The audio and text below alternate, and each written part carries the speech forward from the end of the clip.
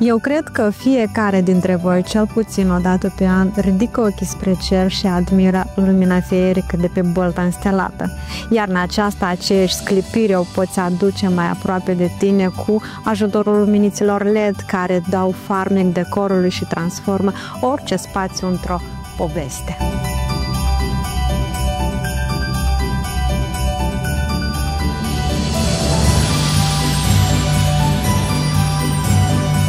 Pe rețeaua de magazine PromStore poți găsi modele cu telecomandă care pot fi controlate de la distanță, luminițe interconectabile pentru a crea mai multă lumină sau forme speciale precum cascadă, surțuri, globuri, dar și lineare, simple sau luminițe pe baterie solară, cum ar fi șarpe.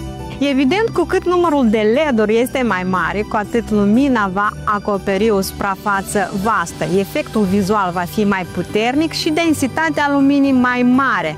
La PromStore găsești opțiuni pentru toate situațiile. Luminițele cu 10 LED-uri perfecte pentru decoruri mici, cum ar fi ferestre, diverse rame sau colțuri discrete.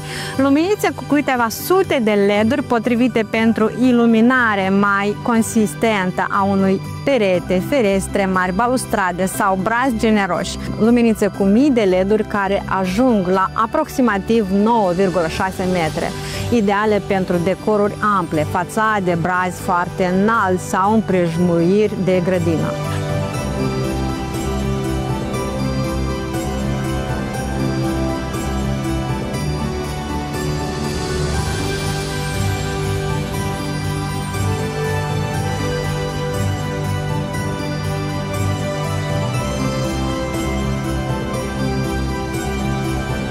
Aprinde lumina în seara de Crăciun și lasă-te purtat de magie feerică a momentului.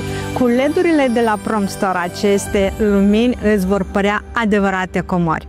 PromStore, aproape de tine pentru tine.